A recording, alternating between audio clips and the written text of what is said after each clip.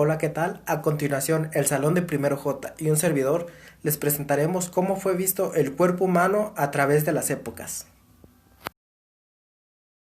Primero que nada, es muy importante conocer la definición del cuerpo humano, ya que de esta manera nos es más fácil poder relacionar al cuerpo humano con la antigüedad, con el Renacimiento, con la Edad Media, con el arte, con la manera que tenían las personas de la antigüedad de representar el cuerpo humano, ya sea en esculturas, en arte, en su persona, en su cultura, en su religión, en su manera de pensar.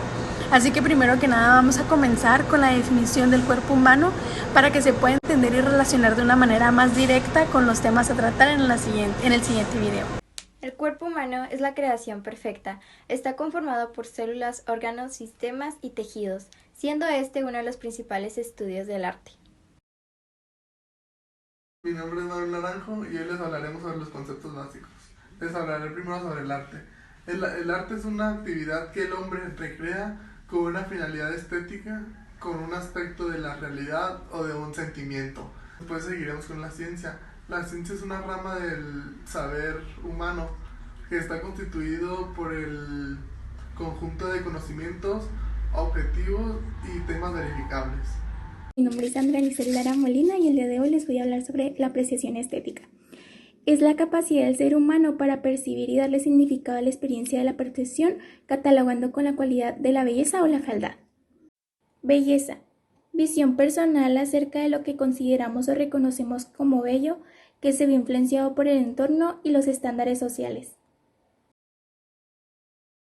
La representación del cuerpo humano varía considerablemente dependiendo de la época en la que éste se encuentre. Algunas de las épocas de las que hablaremos a continuación son la prehistoria, Egipto, arte clásico en Grecia, Renacimiento, Edad Media y arte barroco. Dentro de la época de la prehistoria se encuentran las primeras representaciones del cuerpo humano, aunque en su mayoría son abstractas. En estas podemos ver cómo era el estilo que llevaban nuestros antepasados. En estas podemos apreciar que la mayoría de los instrumentos que se muestran, como estos de aquí atrás, eran demasiado pesados según lo ha ido descartando la historia. Esto quiere decir que aunque nuestros antepasados en sus pinturas no se mostraban muy fuertes, sí era así, ya que estos armamentos eran demasiado pesados y cazaban animales muy grandes, como los que podemos apreciar en este lado. Por último, esta es la pintura más antigua del cuerpo humano, data del año 13.600 en una cueva ubicada en Borneo, y como se puede observar solo son palitos y círculos, ya que al ser los primeros pobladores del mundo no existía una estructura del cuerpo humano como tal. Hola, mi nombre es Jacqueline Anchondo Pompa y el día de hoy vengo a presentarles el cuerpo humano visto a través de la prehistoria. En la prehistoria podemos observar cómo denominaban el cuerpo humano.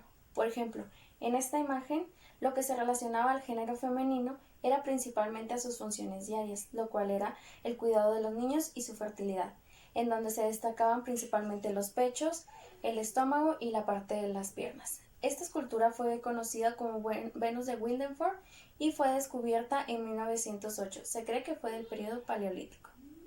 Mientras que en el género masculino se contorneaban las partes íntimas.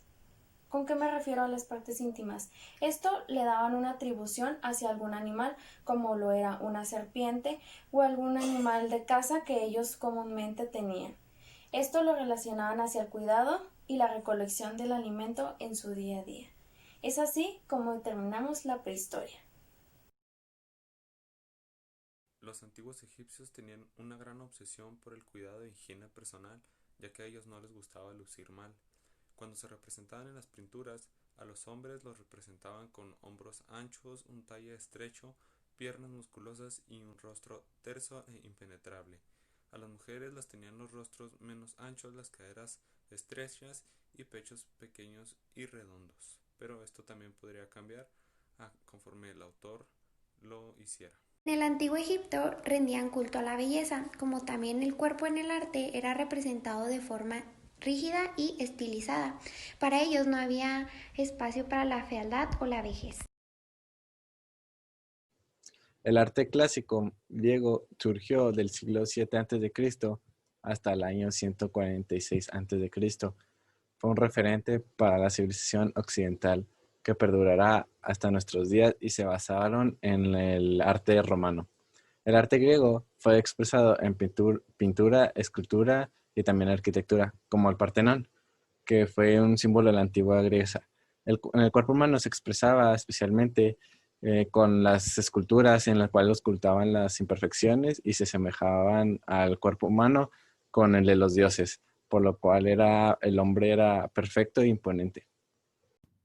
En la época clásica de la antigua Grecia, la mujer se representaba desnuda en muchísimas menos ocasiones que los hombres.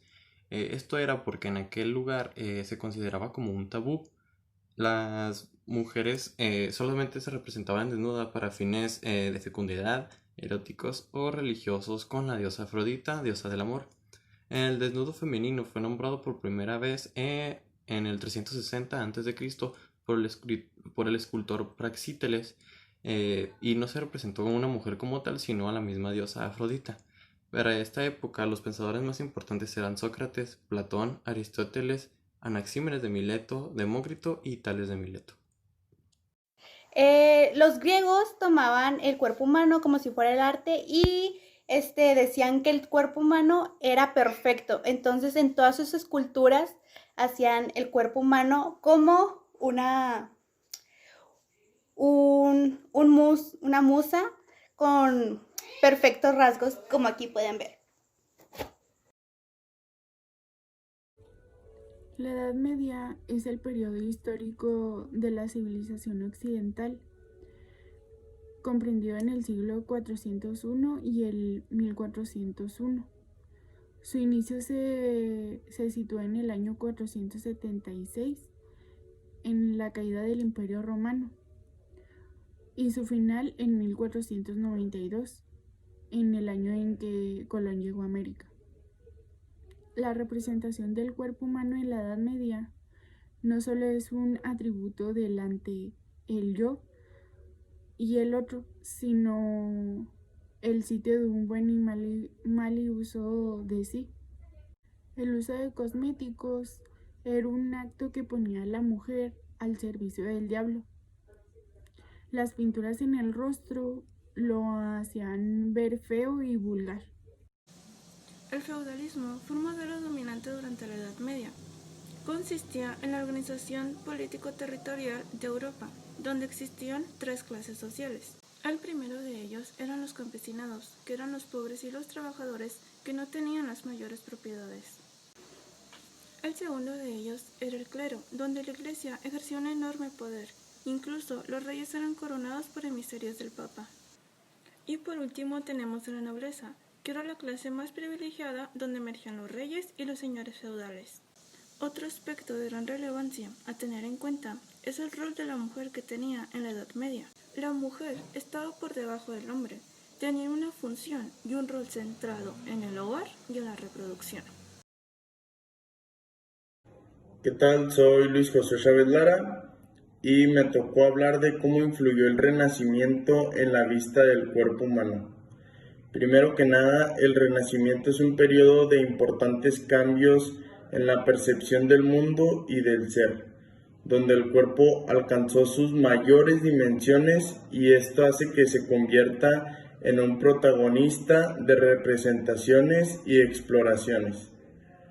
El hombre renacista dejó de considerar el cuerpo como una cáscara insignificante que tan solo contenía un alma inmortal y pasó a ser una obra perfecta de Dios. Esto quiere decir que cada una de las obras que se realizaban tenían cierta especialidad en su forma de verse y estaban muy detalladas y estaban acomodadas de muy buena forma, así como el universo. Hola, yo les voy a hablar acerca del Renacimiento y de quien desde mi punto de vista realizó los mayores aportes para el estudio y la observación del cuerpo humano de esa época, los cuales trascienden hasta hoy en día y son las bases para el estudio de la anatomía científica. Leonardo da Vinci hizo estudios en más de 30 cadáveres desde 1501 a 1513, por lo cual la cultura eclesiástica lo calificó de hereje, pero esto no lo detuvo en sus investigaciones ni en sus aportes. Como artista, fue un maestro de la anatomía topográfica. Uno de los dibujos que hizo de la columna vertebral se cree que fue la primera descripción gráfica de esa parte del organismo en la historia de la humanidad, en el cual captó la curvatura y la inclinación de cada uno de los huesos y la forma en la cual cada una de las vértebras encajaban una con otra. No comprendía las relaciones y funciones de cada uno de los órganos, pero registró con fidelidad todo lo que observó. Por eso considero que es el mayor aporte del estudio del cuerpo humano desde esa época hasta hoy en día. Esta imagen es muy importante en el cuerpo del Renacimiento. El David es una escultura de bronce alrededor de una estatura de 158 centímetros de altura. Es una obra del escultor italiano Donatello. El David de Donatello es una de las obras más relevantes del primer Renacimiento. Era la primera vez que un escultor se atrevía a crear un desnudo masculino, y también era el inicio por librar a la escultura en el marco arquitectónico. David presenta al David bíblico, que enfrenta y vence al gigante Goliat solo por algunas piedras y su inteligencia. Miguel Ángel logra sintetizar el significado de la figura de David en el contacto de su cultura, al tiempo que logra sincronizar con los valores renacistas. El barroco abarcó desde la mitad del siglo XVI hasta principios del siglo XVIII. La representación de la figura humana era con una objetividad perfecta en todos los sentidos, desde los más sublimes hasta los más vulgares, es decir, desnuda. El arte barroco cambió de mentalidad que influyó notablemente en el arte. Además, este surgió como una expresión sentimental y emotiva destinadas a enviar mensajes. Estos actúan sobre el ánimo del espectador. Aquí podemos observar una de las imágenes de la época del barroco, cómo era que ellos veían el cuerpo humano. Para ellos el cuerpo humano era perfecto al desnudo. Bueno, y para finalizar, agradecerles que hayan visto este video, esperemos que haya sido de su total agrado y pues por nuestra parte vendría siendo todo.